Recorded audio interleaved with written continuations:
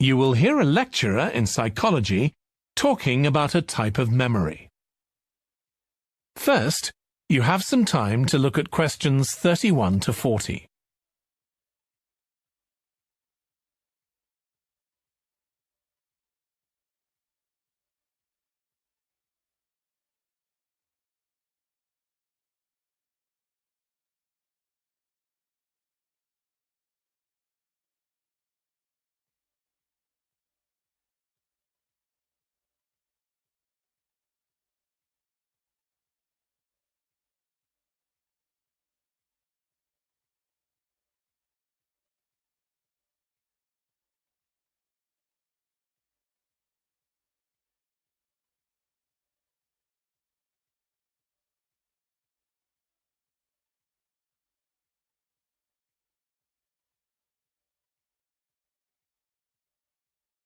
Now listen carefully and answer questions 31 to 40.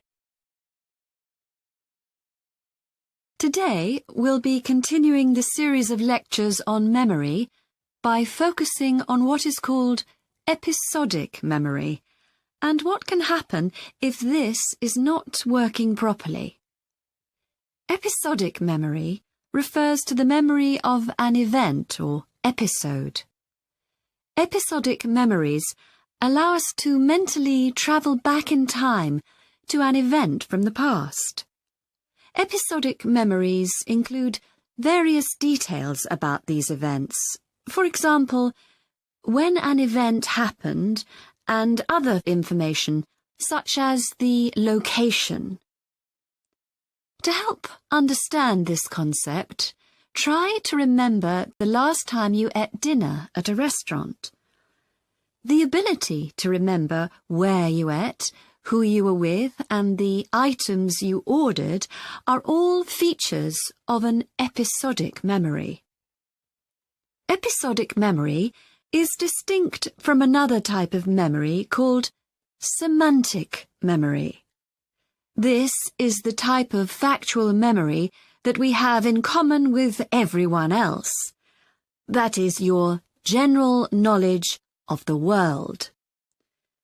To build upon a previous example, remembering where you parked your car is an example of episodic memory. But your understanding of what a car is and how an engine works are examples of semantic memory. Unlike episodic memory, semantic memory isn't dependent on recalling personal experiences. Episodic memory can be thought of as a process with several different steps of memory processing, encoding, consolidation, and retrieval. The initial step is called encoding. This involves the process of receiving and registering information which is necessary for creating memories of information or events that you experience. The degree to which you can successfully encode information depends on the level of attention you give to an event while it's actually happening. Being distracted can make effective encoding very difficult. Encoding of episodic memories is also influenced by how you process the event. For example, if you were introduced to someone called Charlie, you might make the connection that your uncle has the same name. Future recollection of Charlie's name is much easier if you have a strategy to help you encode it.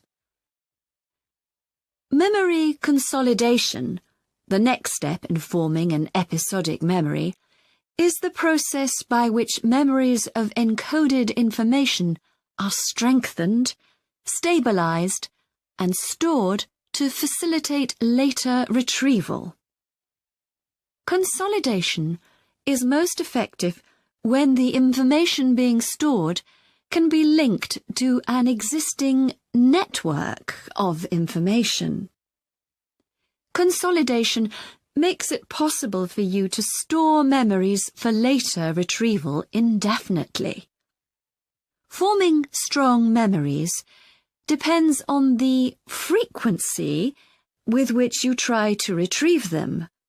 Memories can fade or become harder to retrieve if they aren't used very often.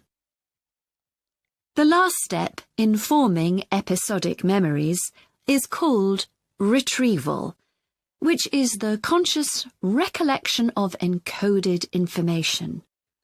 Retrieving information from episodic memory depends upon semantic, olfactory, auditory, and visual factors. These help episodic memory retrieval by acting as a prompt. For example, when recalling where you parked your car, you may use the colour of a sign close to where you parked. You actually have to mentally travel back to the moment you parked.